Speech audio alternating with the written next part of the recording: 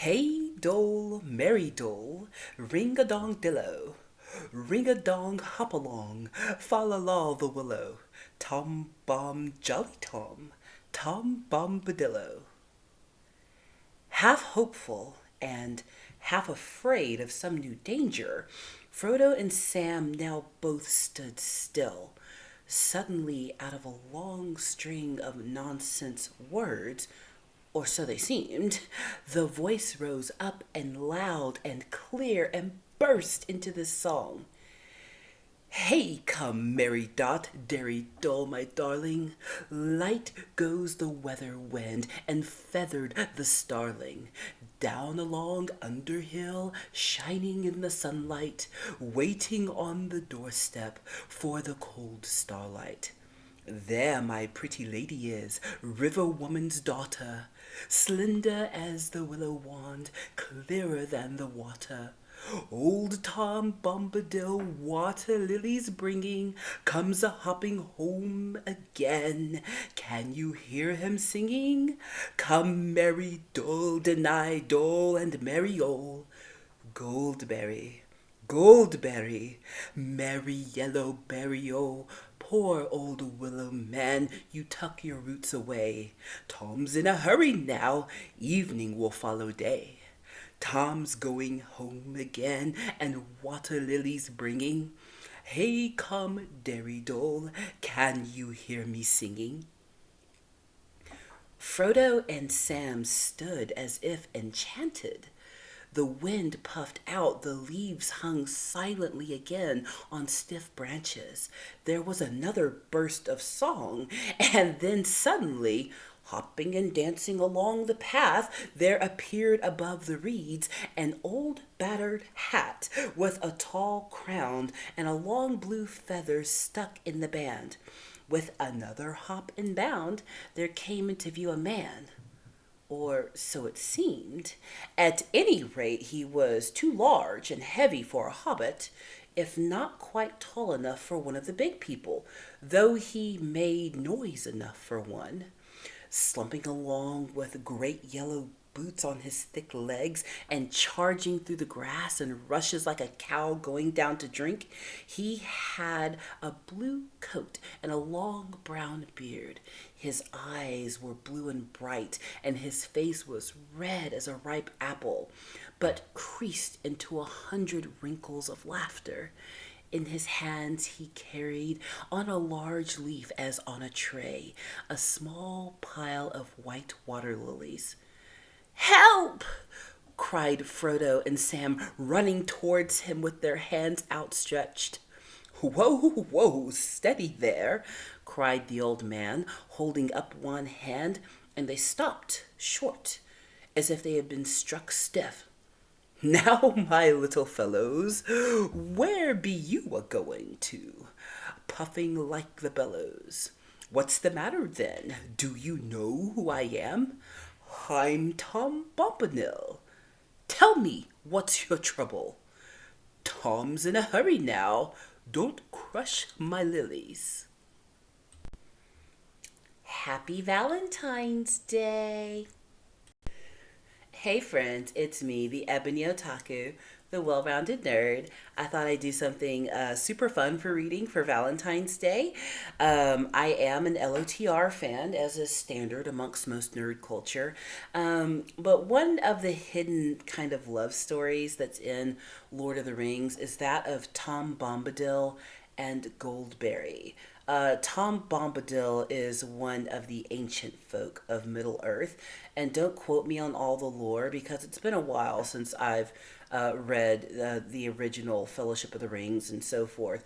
But Tom Bombadil is one of the ancient folk, lives in a certain woods that kind of seem to belong to Tom Bombadil, and he is married to an elf named Goldberry. They have lived many years together, and though their potentially hundreds of years of marriage together may seem long to most, they have remained completely enamored with one another. And there's a point in the Fellowship of the Rings when Frodo and crew are making their way out of the Bywater and, crossing the lands and being chased and all the things, where they encounter Tom Bombadil in his woods, and he is picking water lilies for his lady Goldberry. And I thought this would be fun to just read a piece of it for Valentine's Day, because it's a different kind of Valentine story. There was another book I was going to read from called Peony and Love, and it's a Lisa C book, but it's like a tragic love story. We'll talk about it later. I think I've reviewed it. I think last year on my channel. It's somewhere in one of the playlists. But I didn't want to go with tragic love. I wanted to go with fun love. It's because of Tom Bombadil's love for his forest, love for his Lady Goldberry, love for all living and quiet things in the world, that the hobbits are able to encounter him and receive his help. Of course, Gandalf knows of Tom Bombadil's existence, which is why he sent the hobbits a certain way, but the hobbits don't know of Tom Bombadil. And like the story says, he's not a human and he's not a hobbit. He's his own special category. And there's a few of those in Middle Earth where they don't fit into any of the established races of the world, where they're just kind of their own special thing. Like the skin changers. Are they humans? Are they giants? They're able to take on the skin of wild animals and become something big and fearsome, like Bjorn turning into the bear. Tom Bombadil's like that. He's his own special category, but he attracted the love of an elf lady, and when we encounter Tom Bombadil and we meet Goldberry, we actually get to hear a little bit of their love story. So, what better way to celebrate the day of Valentine than with a nerdy love story? So, shall we continue? From The Lord of the Rings, The Fellowship of the Ring, by J.R.R. Tolkien. Out of Chapter 7. In the House of Tom Bombadil. The four hobbits stepped over the wide stone threshold and stood still. Blinking, they were in a long, low room filled with the light of lamps swinging from the beams of the roof.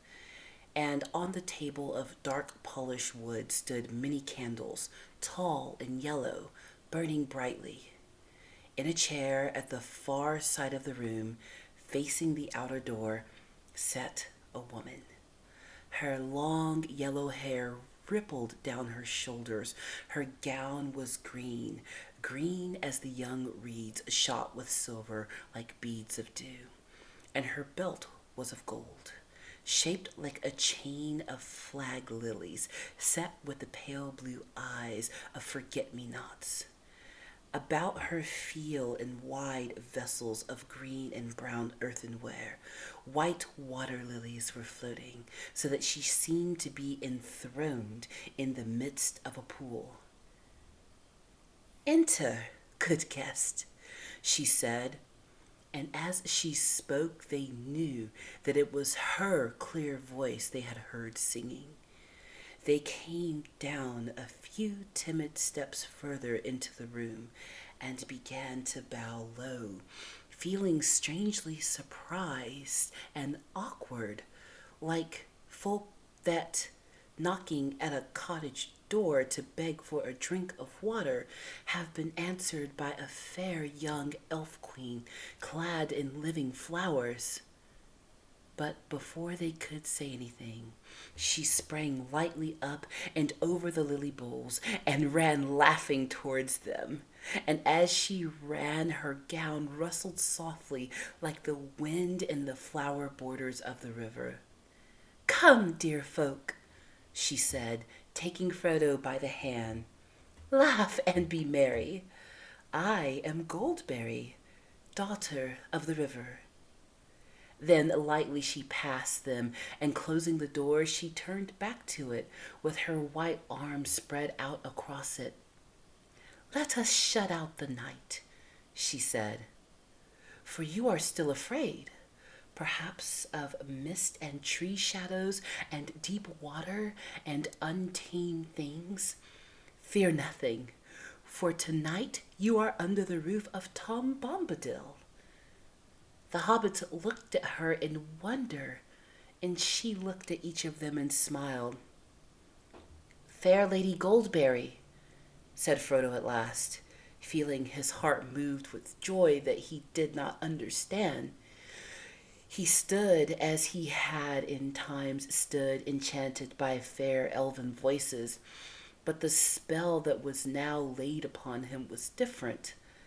Less keen and lofty was the delight, but deeper and nearer to mortal heart. Marvelous and yet strange. Fair Lady Goldberry, he said again. Now the joy that was hidden in the songs we heard is made plain to me. Oh, slender as the willow wand.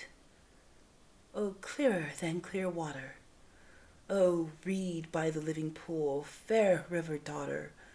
Oh, springtime and summertime, and spring again after.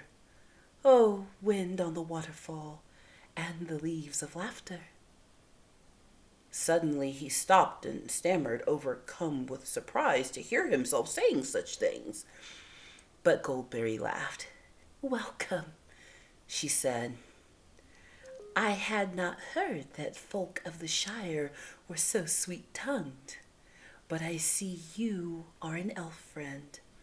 The light in your eyes and the ring in your voice tells it. This is a merry meeting. Now sit and wait for the master of the house. He will not be long. He is tending to your tired beast. The hobbits sat down and gladly in low rustled seats chairs, while Goldberry busied herself about the table, and their eyes followed her, for the slender grace of her movement filled them with quiet delight. From somewhere behind the house came the sound of singing. Every now and again they caught among the many a dairy dole and a merry dole and the ring-a-dong-dillo the repeated words. Old Tom Bombadil is a merry fellow.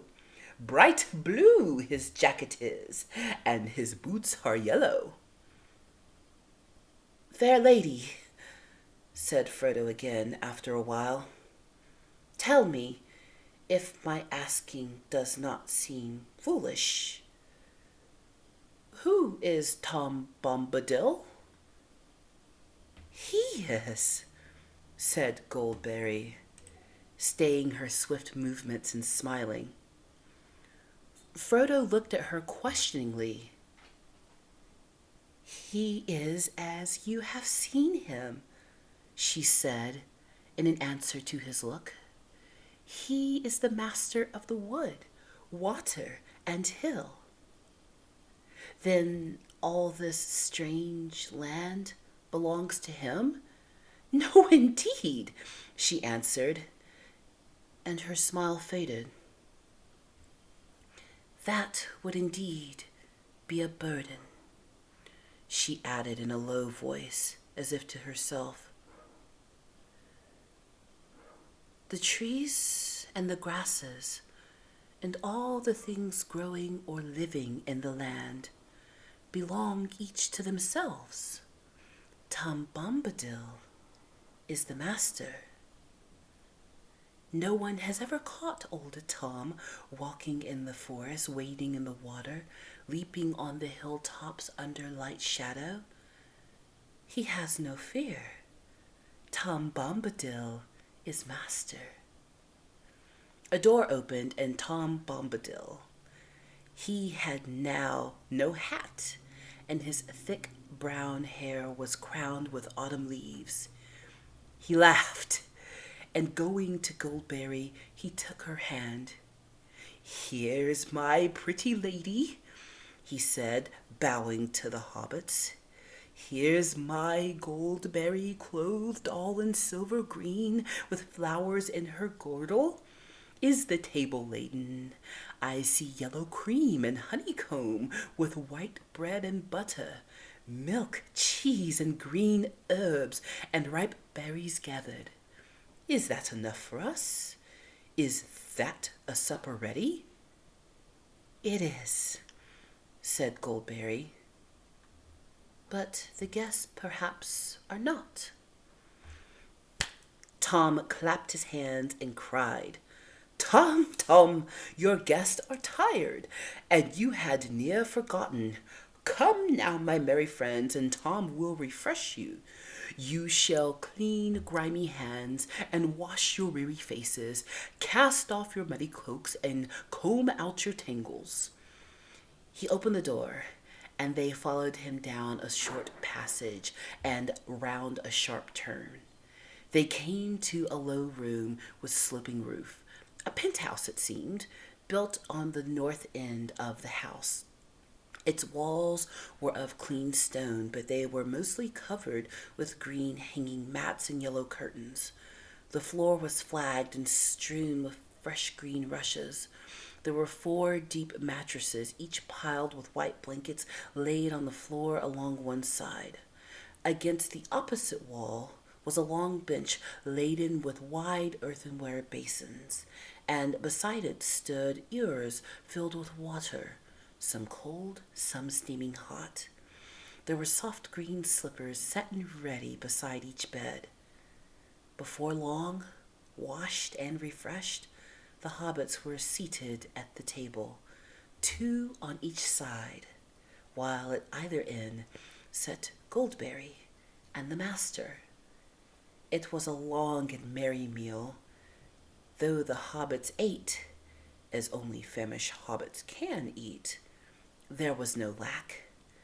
The drink in their drinking bowls seemed to be clear, cold water, yet it went into their hearts like wine and set free their voices. The guests suddenly became aware that they were singing merrily, as if it were easier and more natural than talking.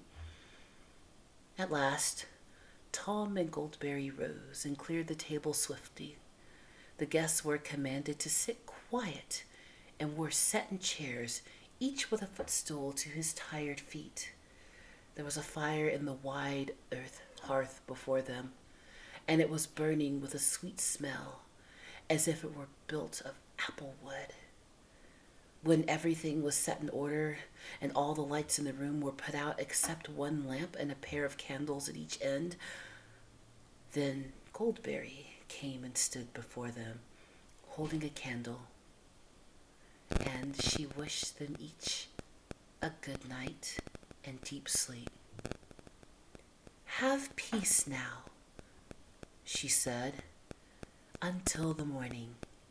Heed no nightly noises, for nothing passes door and window here save moonlight and starlight and the wind of the hilltop. Good night. She passed out of the room with a glimmer and a rustle. The sound of her footsteps was like a stream falling gently away downhill over cool stones in the quiet of the night. Tom sat on a while beside them in silence, while each of them tried to muster the courage to ask one of many questions he had meant to ask at supper. Sleep gathered on their eyelids. At last Frodo spoke. Did you hear me calling, Master, or was it just a chance that I brought you at that moment? Tom stirred like an old man shaken out of a present dream. Huh? What? Said he. Did I hear you calling? Nay, I did not hear. I was busy singing. Just chance brought me then, if chance you call it. It was no plan of mine, though I was waiting for you. We heard news of you and learned that you were wandering. We guessed that you would come ere long down to the water. All paths lead that way, down to Withy Windle. Old Grey Willow Man, he's a mighty singer, and it's hard for little folk to escape his cunning mazes. But Tom had an errand there that he dare not hinder. Tom nodded, as if sleep was taking him again. But he went on in a soft singing voice. I had an errand there, gathering water lilies, green leaves and water lilies white to please my pretty lady. The last ere the year's end to keep them from the winter, to flower by her pretty feet tilt the snows are melted. Each year at summer's end I go to find them for her. In a wide pool, deep and clear, far down Withy Windle. There they open first in spring, and there they linger latest. By the pool long ago, I found the river daughter, fair young Goldberry, sitting in the rushes. Sweet was her singing then, and her heart was beating. He opened his eyes and looked at them with a sudden glint of blue.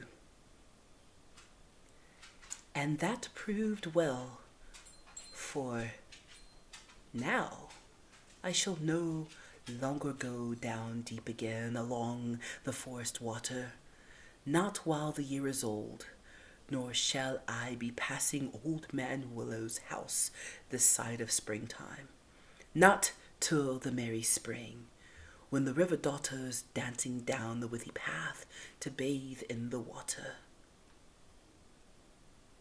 He fell silent again, but Frodo could not help asking one more question, the one he most desired to have answer. Tell us, master, he said, about the Willow Man. What is he? I've never heard of him before. No, don't, said Merry and Pippin together. They sat upright. Not now, not until the morning. That's right, said the old man. Now is time for resting. Some things are ill to hear when the world's in shadow. Sleep till morning light. Rest on the pillow. Heed no nightly noise. Fear no grey willow. And with that, he took down the lamp and blew it out. And grasping a candle in either hand, he led them out of the room. Their mattresses and pillows were soft as down, and the blankets were of white wool. They had hardly laid themselves on the deep beds and drawn the light covers over them before they were asleep. In the dead of night, Frodo lay in his dream without light. Then he saw the young moon rising. Under its light there loomed before him a black wall of wark, pierced by a dark arch like a green great gate. It seemed to Frodo that he was lifted up, and passing over he saw the rock wall was a circle of hills, and that within it was a plain, and in the midst of that plain stood a pinnacle of stone, like a vast tower, but not made by hands. On top of it stood the figure of a man. The moon, as it rose, seemed to hang for a moment above his head, glistened in his white hair as the wind stirred. Up from the dark plain below came the crying of fell voices and the howling of many wolves. Suddenly a shadow, like a shape of great wings, passed across the moon, and the figure lifted up his arms, and the light flashed from the staff he wielded. A mighty eagle swept down and bore him away. The voices wailed and the wolves yammered. There was a noise like a strong blowing, and it was borne on the sound of hoofs galloping, galloping, galloping from the east. Black riders, thought Frodo as he waked with the sound of hooves still echoing in his mind. He wondered if he would ever again have the courage to leave the safety of these stone walls. He lay motionless, still listening, but all was now silent, and at last he turned and fell asleep again, or wandered into some other unremembered dream. Unless you read the books, there's a lot of characters that you'll never know about. But that's true of any series that's turned into, a movie series, books, movies. I've said it a million times. They are just simply not the same medium. So changes have to be made. I wish they had found a way to include Tom Bombadil. But as far as, the expansive book that is The Fellowship of the Ring, Tom Bombadil and Goldberry only take up this much of it. I don't know if I used to know, but I don't know if they actually filmed some scenes with Tom Bombadil and then ended up cutting it. I don't know. But this is part of the reason why reading is so important. Authors have the ability to make their stories as deep and as wide and as long as they want to, because there's really no limit to how long a book can be. War and Peace. Books can be as long as they need to be, to celebrate the story, to truly understand characters, to build worlds. And Tom Bombadil and Goldberry have always been one of my favorite parts of the world of Middle Earth, because it's a simple, beautiful love story. Yes, there's more in this chapter about Goldberry and Tom. He tells them um, some stories about who Old Man Willow is, the way that Tom Bombadil stumbles upon the hobbits. He knows they're coming, but they get caught by an old willow and he frees them, and then they're like, why is this tree attacking us? And Tom does eventually tell them the story the next day of who Old Man Willow is, but the hobbits are absolutely entranced by Goldberry. She is an elf maiden who has chosen to be with Tom Bombadil. And what I love about this is it's kind of a picture of what love should be. We're talking about Valentine's, right? Uh, Tom Bombadil is utterly devoted to Goldberry. As far as he's concerned, she's the only woman that exists. He was wandering in his woods and stumbled upon the river daughter and was smitten from the day he saw her. And he was so devoted, so smitten, so caring, so everything a girl could ever want, that of course she remained with the man who was utterly devoted to her. Um, Everyone could take a lesson from Tom Bombadil on how to properly court, attract, entertain, and retain affection. Thought I'd just do something a little different and fun, because Valentine's, you gotta do something special for Valentine's. There were definitely other like true love stories. I thought about going like some Jane Austen with like some true gothic horror love story. I thought about reading from Peony and Love. That there was a lot of books and stories I considered, but my personal favorite love story, even though it's short and we don't get a lot of details, but what little we hear of these two, you can see the pure love between Tom Bombadil and Goldberry. One of the things I do love when they made the movies was to give us a little bit more between the stories of love between some characters. Um, like some don't realize, that there are certain couples that end up together after the events of the three Lord of the Rings books. Like who did Eowyn end up with? Who, how did Arwen and Aragorn manage to have a life together when she's an immortal being, and even though he lives a long time, he's still a human destined to die? Like, how did that work out? Samwise Gamgee, when he returns back to the Shire and marries and lives a long life after the events of the Lord of the Rings. And not just in the Lord of the Rings trilogy, but if you look in the Silmarillion and other books that kind of feed into the lore of Middle Earth, you find just all of these beautiful stories, like the story of the Ents and the Entwives. The Ents, basically the tree gods, the tree men of the forest who take care and shepherd the forest. Um, there are no more Ents because the Entwives went away one day, and part of the misery of the Ents and why they are just so withdrawn and seem so lonely and forlorn is because literally their wives were taken from them.